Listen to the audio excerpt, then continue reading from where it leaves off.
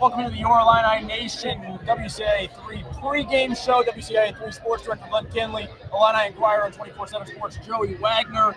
It's not packed yet, but it's already getting there. The rain's coming down a little bit right now. We got a big game here, and we're expecting a big crowd here tonight. Yeah, it's going to be a great atmosphere. Whiteout energy. Glenn, I'm sure you probably heard a thing or two about that this week. The whiteout's there. I think the energy will be as well. I do think so. This place gets packed, right? It's a huge place, and James Franklin got his fan base up for this, and obviously it's a sign of respect for Illinois, right? To know that Illinois is coming in, the 19th ranked team in the country.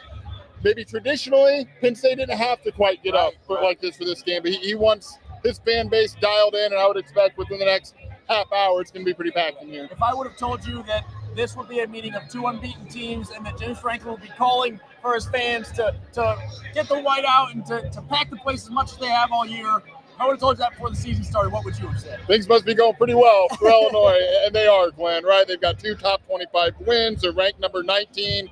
We can get into what this game means here in a minute, but this is a start that's probably better than you would have thought, right? You would have thought they could get just one of Kansas and Nebraska, you'd feel okay. And they go and they get both of them, and they set up a really big opportunity for themselves in Happy Valley tonight on a primetime game for Illinois and Penn State. It's just probably wouldn't have thought this, to be honest with you. I think a lot of people from the outside looking in, not Illinois fans necessarily, but your average college football fan would have predicted a 2-3 start. You lose to Penn State, you lose to Nebraska, you lose to Kansas. A lot of people would have said that when you looked at Illinois' schedule before the season began. We used the term house money. Illinois might be playing with house money in this one. They're already have maybe exceeded expectations through 4 weeks, let alone through 5 weeks. Does Illinois have to avoid maybe looking at it that way, though, of hey, we've already done pretty good, so we can drop this one, no big deal? Yeah, I think Brett Bielema's got his team not looking at it like that, but from the outside we can, right? And Illinois is probably not going to, short of a blowout loss, right? A loss isn't going to knock Illinois, I wouldn't think, out of the top 25 going into the open week next week. A win now you're talking top 15, and this college football playoff deal gets a lot louder tomorrow because of the resume, and then you start looking, is this a 9-10 win team this season? So really nothing to lose here, right? I mean, short of a blowout, nothing to lose, but everything you can gain from this, and you can really reestablish your program like a reawakening we talked about last week of this program. You can really take a huge step forward with that tonight. I'm interested to hear what you think, because I think this game actually might come at a good time on Illinois' schedule. You'd love to maybe get another one that's not as tough, it's not top 10, and you can say, oh, well, now we're 5-0, and maybe that can still happen. But you can't have it be a trap game because it's not a trap game opponent. And in my opinion, this would have been the worst week for a lesser opponent for Illinois. You come up with a big Nebraska win, you say, yeah, we can win on the road, we can beat top 25 teams. Sellout, 4-second sellout, doesn't matter, we can win. Instead, you have to go into this one still remaining humble. This team can't get too confident because they're playing a team that they know and they probably are aware is a 19-point favorite or whatever it is. Yeah, when we talked about this before, Brett Bielema is so good about keeping we in media, right? When you hear players kind of repeat what the coaches say, and right now you've been covering it for 4 weeks. It's 1-0. Tough, smart, dependable. You can kind of put together the buzzwords that are used inside the Smith Center. So when you hear players repeat that, you're like, okay, well, it feels like coach speak, but right? It feels real. But it's real. At the same time, it's real. Like this team, it was very similar in 2022. They will follow Brett Bielema where he tells them to go. I mean, just kind of blindly, hey, this is what coach said. We're going in on that. We're going to make this happen. I think that's a testament to how Brett Bielema has built this, but also for his guys for recognizing that. So I think if he tells them, hey, don't look at it any other way than the way we've approached everything, that's going to give them a chance. Now, it's a difficult chance, right? Penn State's really, really good. But, yeah, I don't really worry about them looking at it like a house money game like we can look at it. But I just see them coming in here. It probably helps that they're on the road, right? You've not been in your bubble for the last couple of days and everyone's patting you on the back. You kind of just go away and you dial in. Right, that's right, yeah. I think also we're talking about a team that's very confident, that is maybe locked in enough to know that they're not the favorite in this game. We're almost going to catch a football over here. We avoided it. Oh, I won't catch it. Almost hit a fan instead. A team that knows they're not the favorite in this one, has the awareness to know that. I think they like playing underdog, but at the same time, I don't think inside the locker room they feel like the underdog. I think after that win in Nebraska last week, this team feels like they can beat anybody. I think they probably felt that for a little bit, but Nebraska reinforces that, right? That's right. And I do think they have that confidence about them. And you're right, like the Penn State, if you look at like just the talent, the star breakdown, they're above Illinois, right? Probably pretty comfortably. But this team has bought into it all, right? And I think they just kind of keep it as simple as they have to keep it. And obviously you've got to make some adjustments on the field. And we'll get into Andy Kotelnicki and the Penn State offense here in a minute. But I think just from an approach standpoint, I've said this with pretty much everything Brett Bielema has done since he's been hired. The process with his teams is very sound, right? Like it just everything kind of makes sense. Everyone's kind of bought into the same message. And that matters when you go into an atmosphere like this. Absolutely, it does. We'll talk about Penn State in a little scouting report there. Let's start by talking about Illinois, though. Looked really good against Nebraska. Not much you could probably pinpoint from that game and say that you didn't like. I thought a key point of that for the Illinois defense is the Illinois defense proved they could get stops without turning the ball over every time. They still got the one interception, which was huge, of course, but it wasn't reliant on the turnover. We talked about that pregame last week in Lincoln. If Dylan Raiola or any other quarterback says, I'm not turning the ball over, they play conservative, or the run game gets going, can Illinois still get off the field? They proved that they can. I thought that was a huge step. It was a huge step because they looked good in run defense, right? Like they didn't get run over. And I think that's the key tonight because Penn State's got two really good running backs, Katron Allen, Nicholas Singleton. They're two really good backs. Like each would start on almost every other Big Ten team, right? When you go down the line. So I think that was a big deal. And Brett Bielema said as much, Glenn, on Thursday. He said both of our lines, it's going to be the biggest test that they've had this week. So I think building on that from last week and seeing the way Dennis Briggs, the way T-Rod Edwards, and obviously Gabe Atkins, Seth Coleman, their level's been really consistent. But Briggs, Edwards, Jeremiah Warren in that mix, Gabe Atkins inside for Alec Bryant. I feel like they have some options, some way to kind of counter this, and they look good in stopping the run a week ago in Lincoln. Yeah. Let's talk about Luke Altmaier, shall we? Sure. I think we got to. If I was to ask you, or someone who doesn't cover or watch Illinois was going to ask you, how's Luke Altmaier been this year? How would you describe his play? Really good.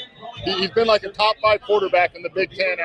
I think that was kind of on the fence last week, right? It's like, well, okay, well, his numbers are there. Like he's not throwing a pick. He's taking care of the ball.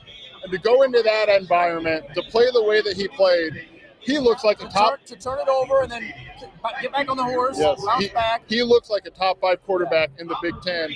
And that's why when we talk about Illinois going into a Nebraska, going into a Penn State, maybe the talent discrepancy for a Penn State in terms of recruiting rankings is there.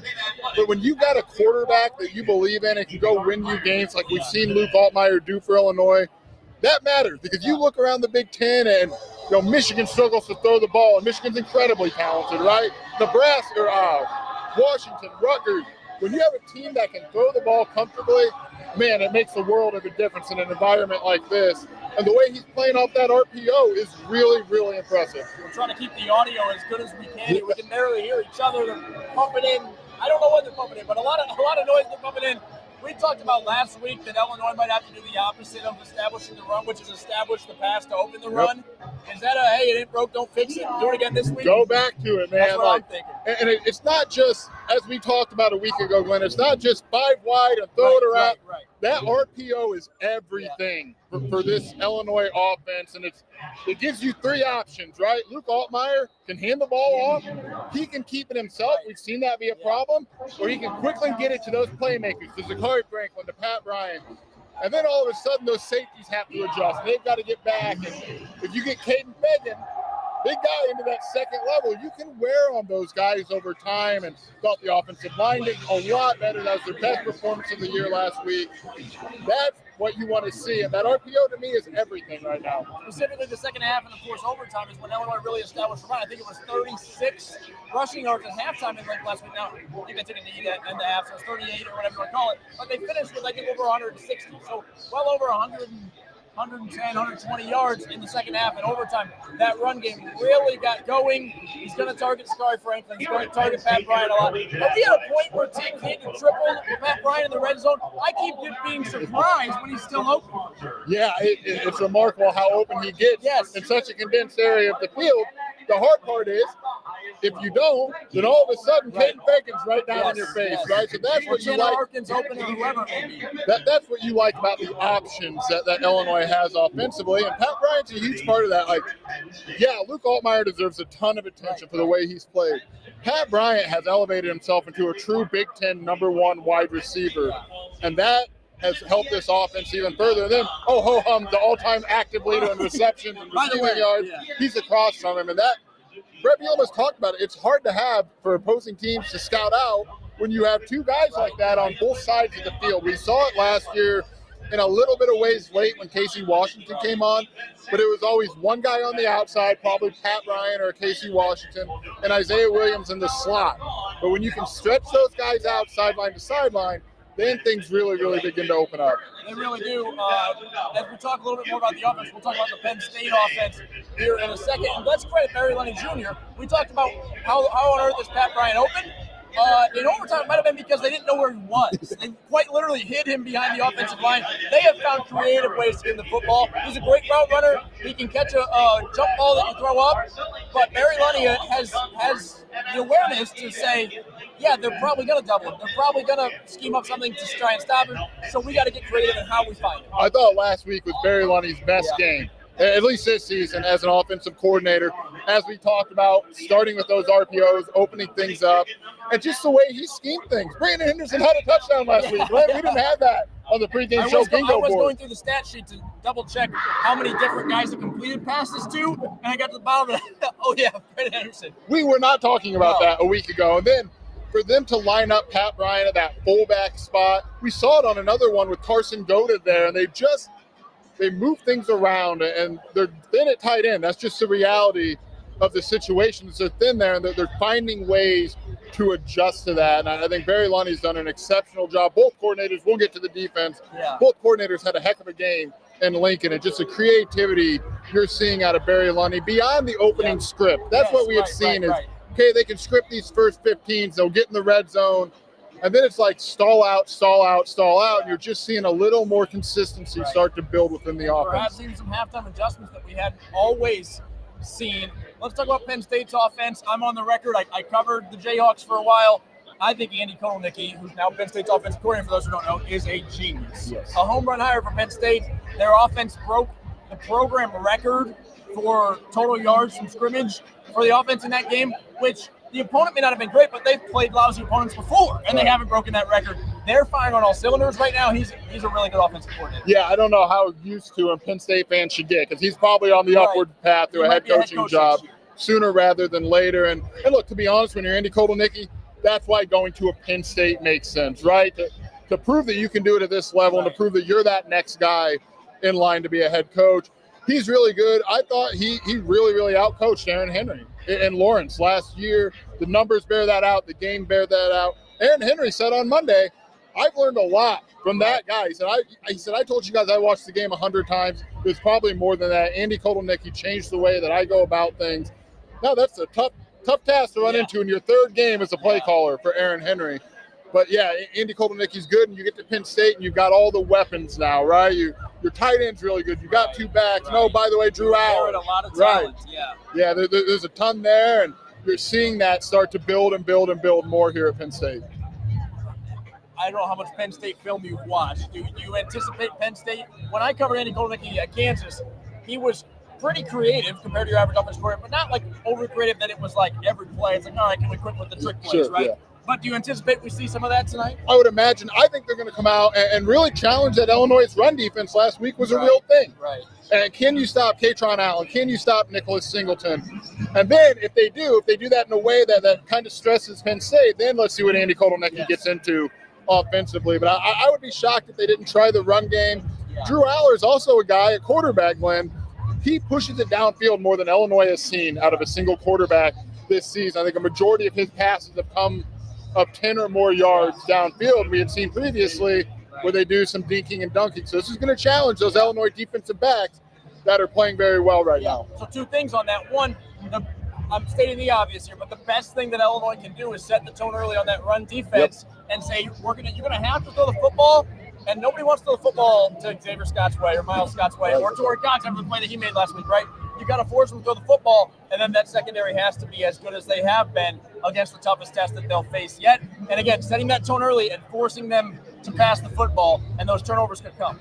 And you've got to get your pass rush home. Right. Drew Aller holds the ball for something like 3.04 seconds, which doesn't sound like a lot, right? His time to throw. But that is a lot when you start to look nationwide. So that, if you're Seth Coleman, if you're Gabe Atkins, I've been really impressed with the pressure T.Y. Edwards and Dennis Briggs have generated from the middle of that defense. But you've got to get some pressure on him. Make him to throw into some tight windows if Illinois is playing man.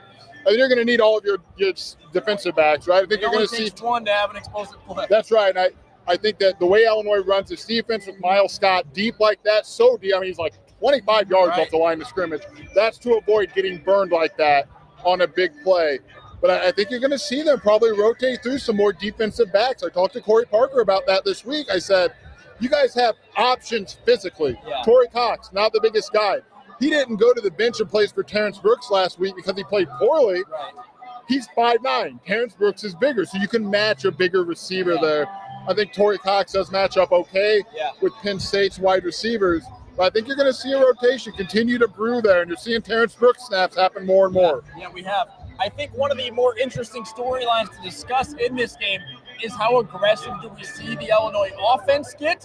And what I mean by that is, are we going for on fourth down? Where are we going for on fourth down? And are you playing, let's say you're down 10-0, hopefully not, but let's say it is.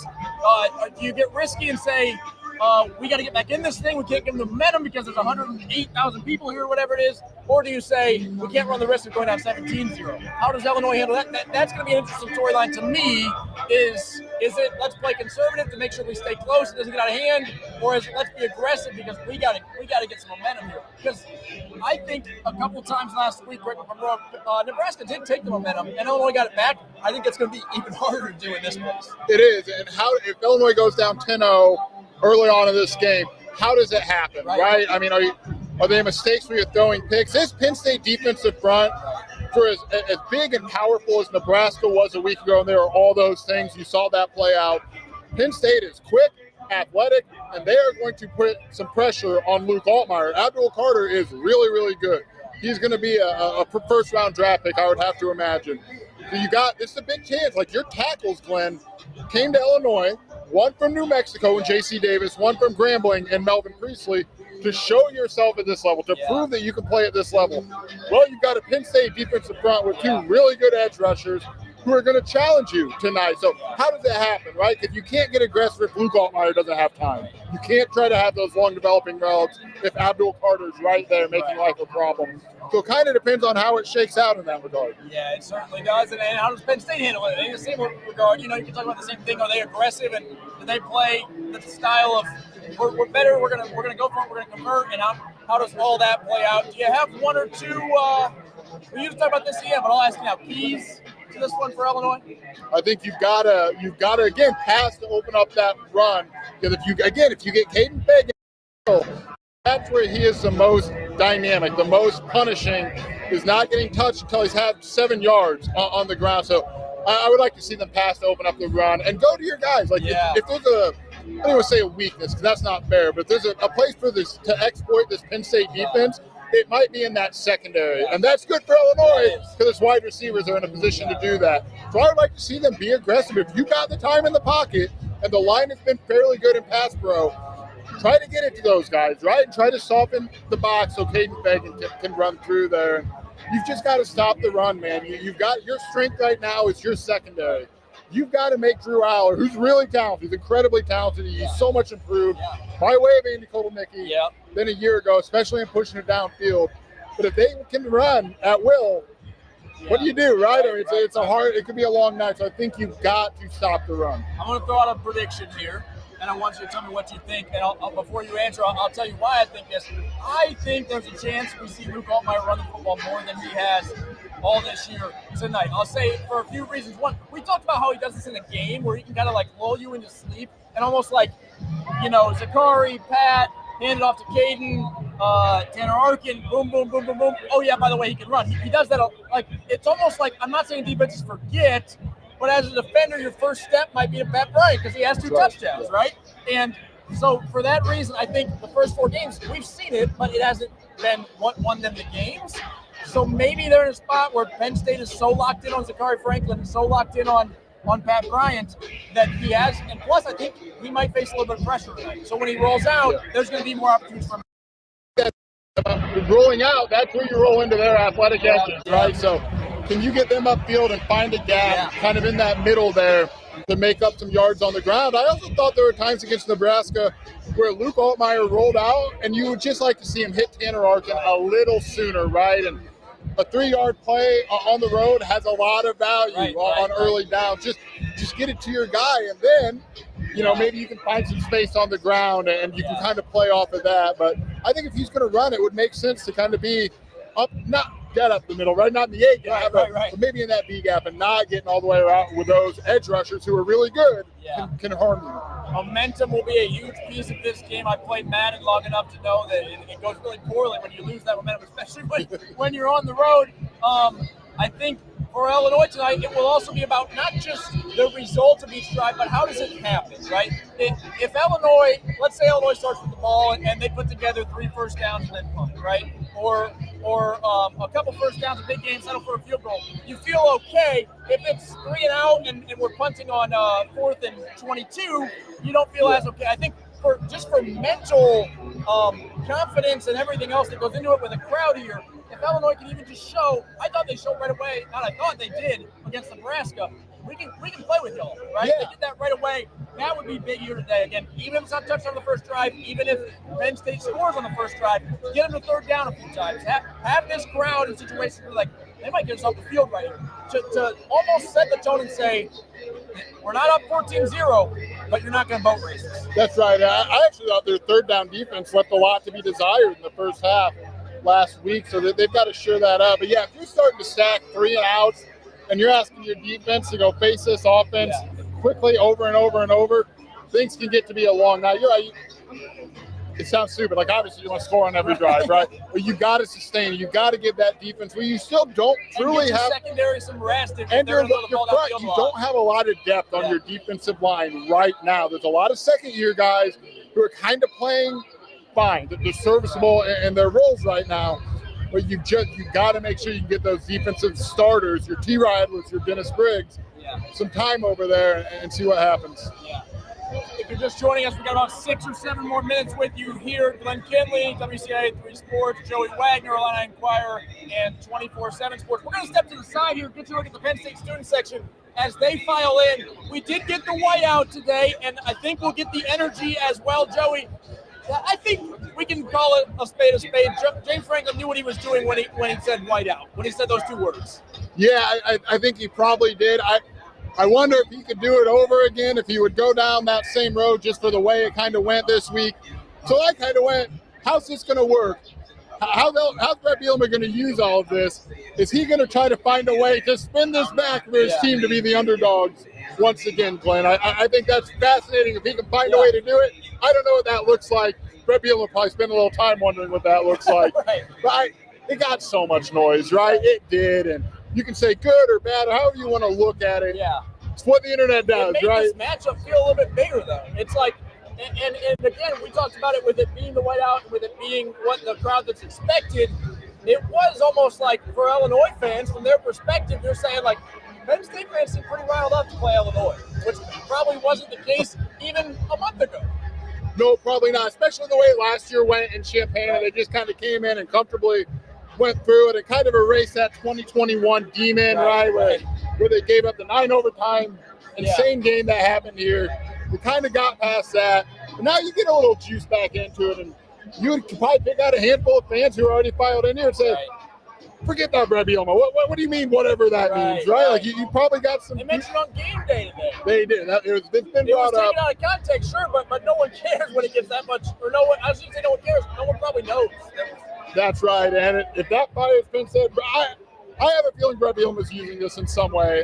It makes no sense, right? I tell you that, how would he use that? I don't know. Brett Bielema is really good at that stuff. That's the internet, man. Got a lot of noise, and Penn State, credit to them, they responded to James Franklin saying we need a whiteout energy, and there's a lot of white shirts in here right now, Glenn.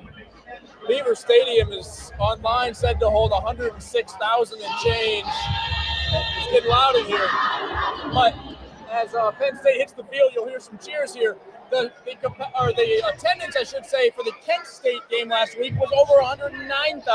So 106,000 capacity. It holds even more than that. It's starting to fill up.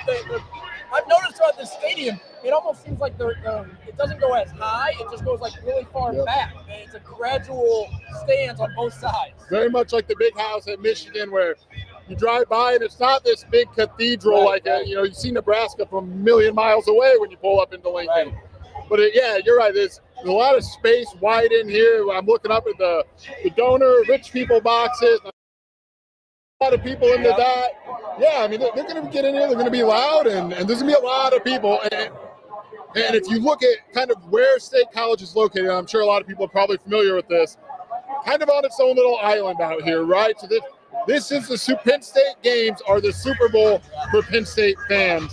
And that you see that reflected in how they turn out. We'll wrap it up here. I threw out my prediction for Luke Altmaier, maybe running the ball more than we've seen. Last thing for you, do you have a prediction for something in this game? Not asking for a score prediction, but something that, whether expected or not, you think you're expecting tonight from a play standpoint? I think Seth Coleman might have a pair of sacks. He's only got one so far this season.